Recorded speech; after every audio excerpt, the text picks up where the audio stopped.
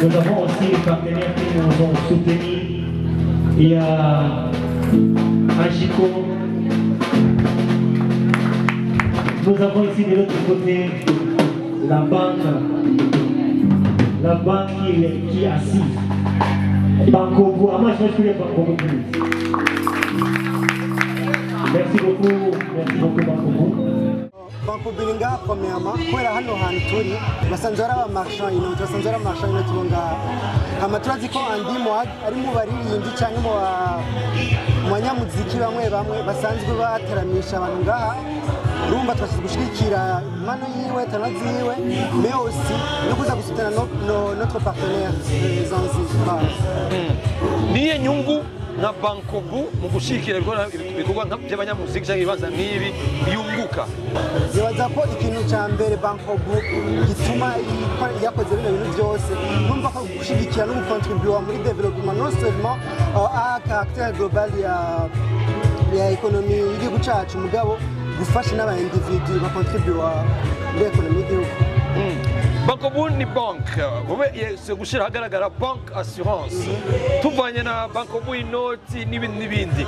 Bank assurance yo ni iki abanyagihugu bakadukira kuri Salam Media bamenye iki kubijanye na bank assurance? Ok, bank assurance ya Bankobu ni gisata gishatu ko Bankobu bitanguje.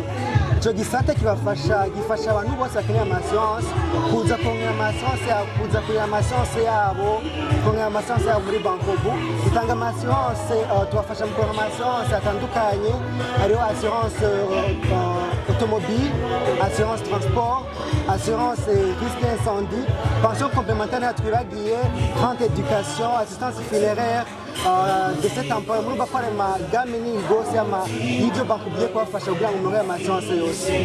N'umuntu wari wese n'umurundi wari wese mu byiciro byose ashobora kuza muri bank assurance. Neza cyane gose umuntu wari wese ashobora kwitura Bankobu agence non seulement Bankobu kuri stage kandi hano hose agence ziri muri za Bankobu aho ziri mu Burundi bwose ashobora kubegera hama bagaheza bakamufasha kugira ngo bamutunganize ibyo assurance yiwe. Niki kintu mwajoye no munsi n'igitero cyane mwage nk'abanyamuziki nk'abakunda umuziki kuryoherwa ya andi mwage yakoze igitaramo mwajoyewe ni ikindirimbo hafi 20 n'ikice baryoheye. Ikintu kiba kiryoshye nibaza yuko biraryoshe kubona umuntu ariko arakora kandi ko atera imbere. Clairement ça.